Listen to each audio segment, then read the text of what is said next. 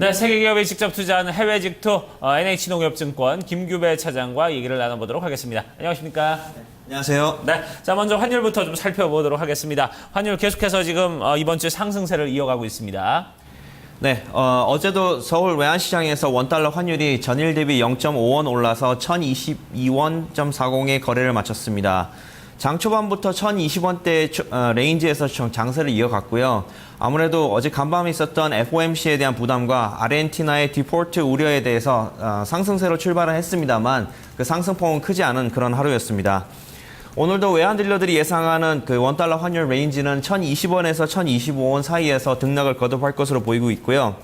1025원 부근에서 굉장히 저항선으로 느껴지는 그런 심리적인 부담이 있어서 이러한 사이에서 등락이 거듭될 것으로 예상되고 있습니다. 네. 이어서 해외 증시 포인트 짚어보도록 하겠습니다. 예, 해외 증시 가운데서도 S&P 500 지수가 다시금 신고가를 쓰는 저력을 보여줬는데요. 좀 포인트 어떤 것들이 있을까요? 네, 아무래도 어제 미국 뉴욕 증시는 그 옐런 연방준비제도위원회 그 의장인 옐런 의장의 기자회견과 FOMC 성명서 때문에 상승한 하루였습니다. 다우 지수가 어제 0.58% 상승한 16,906에 마감을 하였고요. 나스닥 지수도 0.59% 오른 4,361을 기록하였습니다. 또한 S&P 지수는 0.77% 오른 1,956으로 거래를 마쳐서 사상 최고를 경신을 했습니다. 이날 연준의 FOMC 성명서 발표와 함께 옐런 의장의 기자회견 등이 이날 증시 상승을 촉발시켰는데요. 이날 뉴욕 증시는 연준의 성명서가 나오기 전까지는 하락세를 보였습니다만 성명서가 발표된 이후에 상승세로 돌아섰고 옐런 의장의 그 기자회견 이후에 더 상승폭을 확대를 하였습니다. 우선 옐런 의장의 그 발언을 중심으로 말씀을 드리자면 연준 의장은 연준은 필요할 때 기준금리를 인상할 수도 있다라는 시사를 하였습니다. 또한 출구 전략에 대해서는 굉장히 신중한 계획을 수립할 것이라고 밝혔는데요.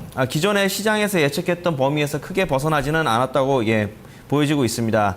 또한 양적 완화 축소는 특별히 정해진 일정이 있는 것은 아니고 금리 인상 시기와 관련돼서는 연준은 필요할 때 기준금리를 인상할 수도 있고 2015년 중에 첫 번째 금리 인상이 있을 수 있다라는 형태로 발언을 하였습니다. 또한 미국 경제는 고용시장의 회복을 이끌 정도로 굉장히 강하고 또한 전반적으로 고용시장이 개선이 되고 있으면서 금융위기 이후의 노동시장 여건이 많이 좋아지고 있다 이렇게 표현을 하였습니다. 또한 주식시장에 대해서도 언급한 것이 굉장히 재밌었는데요. 주식시장에 거품이 있다고 생각하지는 않는다면서 주가 수준이 현재 역사적인 기준을 크게 벗어나지는 않다 이렇게 보고 있습니다. 또 한편 투자자들이 전망이 불확실하다는 상황에 대해서는 조금 알아둘 필요가 있다 이렇게 얘기를 하였다고 합니다. 한편 연준은 양적 완화에 대해서 또 발언을 하였는데요. 향후에 그 100억 달러를 추가적으로 테이퍼링이 이뤄질 수 있다 이렇게 얘기를 하였습니다. 또한 제로금리인 0에서 0.25%를 상당 기간 유지를 한다고 밝혔고요. 시장에서는 약 450억 달러의 자산 매입 규모를 7월부터는 350억 달러로 약 100억 달러를 축소할 것으로 예상을 하고 있다고 합니다. 앞으로 고용시장이 개선되고 인플레이션이 목표치인 2%에 근접할 경우에는 자산 매입 규모를 축소할 수 있다고 밝혔습니다. 마지막으로 인플레이션은 여전히 낮은 수준이지만 머지않아 정상화될 것으로 예상을 한다고 이렇게 밝혔습니다. 사실상 연준과 옐런 의장의 발언으로 미국 증시가 상승을 하였는데요. 오늘 저녁이 특히 시장의 그 추가적인 그런 방향을 결정하는 중요한 날이 아닐까 싶습니다. 네, 자 오늘 우리가 살펴볼 특징 종목들은 어떤 종목 좀 살펴보면 좋을까요? 종목을 말씀드리기 전에 일단 간단하게 업종을 짚고 말씀을 드리면 네. 대부분의 업종이 상승을 하였습니다만 시장의 관심이 석유 및 유틸리티 쪽에 많이 포커스를 두고 있습니다. 아무래도 이라크 사태를 비롯해서 계속해서 뭐 태양광이라든가 천연가스 이런 에너지와 관련된 관심이 계속해서 이어진다고 지금 보고 있고요. 이러한 석유 및 유틸리티 업종의 강세가 어디까지 이루어질 수 있을지는 오늘 저녁에 미국 시장에서 다시 한번 관심을 가지고 지켜봐야 될 것 같습니다. 네, 종목은 아마존을 좀 지켜보자라고 특징주로 골라오셨어요. 네, 아무래도 그 시장에서 가장 주도적인 업종 중에 종목 중에 하나가 애플인데 그 애플의 스마트폰은 누구나 다 아시는 것처럼 굉장히 유명한 그 상품입니다. 하지만 여기에 아마존닷컴이 드디어 도전장을 내밀었습니다. 아마존닷컴은 어제 새로운 대항마인 파이어폰을 출시를 했는데요. 본사에서 있었던 이 그 시연회에서 아마존의 대표인 그 제프 베조스가 그 파이어폰을 드디어 공개를 했습니다. 이 제품에 대해서는 특별히 매우 세심하게 신경을 썼다라고 밝힐 정도로 그 자신감을 보였는데요. 매우 튼튼하면서 흠집도 잘 나지 않게 굉장히 디자인도 이쁘게 잘 만들었다고 이렇게 평가를 하였습니다. 가장 큰 특징으로는 우선 그 아마존이 구축해 놓은 기존의 온라인 쇼핑과 음악, 비디오 서비스와 굉장히 연동이 잘 되도록 그렇게 구성이 되어 있는데요. 여기에 대해서 아마존의 그 CEO인 제프 베조스가 그 다이나믹 퍼스펙티브에 신경을 썼다라고 얘기를 했는데 이 의미를 가만히 생각을 해보니 그 아마존이 구축한 아마존 월드에 잘 접속이 될 수 있도록 그렇게 유기적인 연동을 얘기하는 것이 아닌가라는 생각이 들고 있습니다. 특별히 또 비주얼적인 부분에서 굉장히 강점이 있는데요. 구체적으로 말씀드리면 13메가픽셀의 카메라를 정착을 하고 약 199달러 가격에 좀 약간 저렴하지는 않지만 굉장히 3D와 관련된 그런 특징이 매우 강화된 그런 기능을 선보이고 있습니다. 한편 시장에서는 7월 25일 정도로 이게 AT&T와 독점 공급 계약을 맺어서 출시를 할 것으로 보여지고 있는데요. 시장에서는 이러한 아마존의 그 새로운 스마트폰이 아이폰에 대해서 도전장을 내밀었기 때문에 여기에 대한 평가가 전반적으로 이루어지고 있습니다. 긍정적인 부분을 보시는 분들은 애플도 이러한 아마존의 혁신을 배워야 된다 이런 긍정적인 입장이 있고요. 또 한편으로는 애플의 아이폰에는 미치지 못할 것이다. 이전에 구글을 비롯해서 많은 도전장을 내밀었던 회사들이 그렇게 별로 좋지 못한 모습을 보였기 때문에 아마존도 애플의 그 아성을 넘지는 못할 것이다. 이런 또 비관론도 있습니다. 주가는 그런데 시장에서는 2.68% 상승해서 334달러 35불로 거래를 마쳤습니다. 저희 지난주 월요일에 이 아마존이 3D 스마트폰을 준비하고 있다라는 소식을 좀 전해주셨잖아요. 그때 뭐 회의론도 있고 긍정론도 있다라고 이야기를 해주셨는데 결과적으로 보니까 3D 스마트폰은 아닌 거네요. 그럼?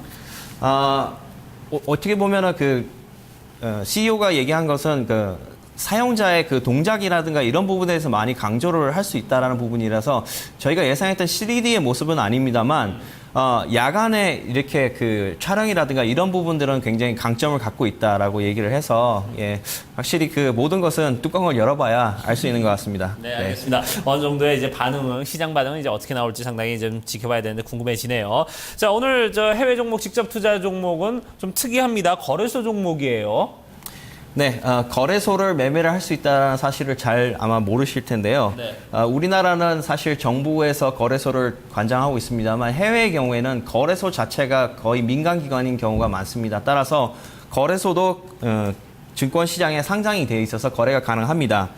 오늘 말씀드릴 종목은 미국에서 가장 큰 파생상품 거래소인 CME 그룹입니다. 이미 많은 투자자분들께서 해외 선물을 많이 거래를 하실 텐데요. 해외 선물을 하실 때 가장 많이 거래를 하시는 품목이 아무래도 CME 거래소에 있는 그런 품목들입니다.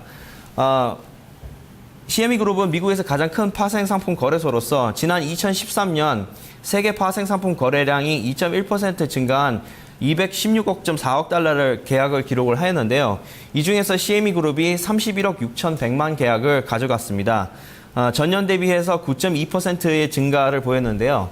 CME 거래소는 다른 거래소들과 달리 남다른 강점이 있습니다. 그것은 지수를 비롯해서 통화 선물, 그다음 그 에너지 선물, 그다음 금속 선물 등 다양한 품목에서 그 선택권이 굉장히 다양한 거래소고요. 또한 인프라스트럭처도 굉장히 잘 발달해서 CME 글로벌이라는 글로백스라는 브랜드로 전 세계 투자자들이 쉽게 그 미국의 그 파생 상품에 접근할 수 있도록 그렇게 구성을 한 회사입니다.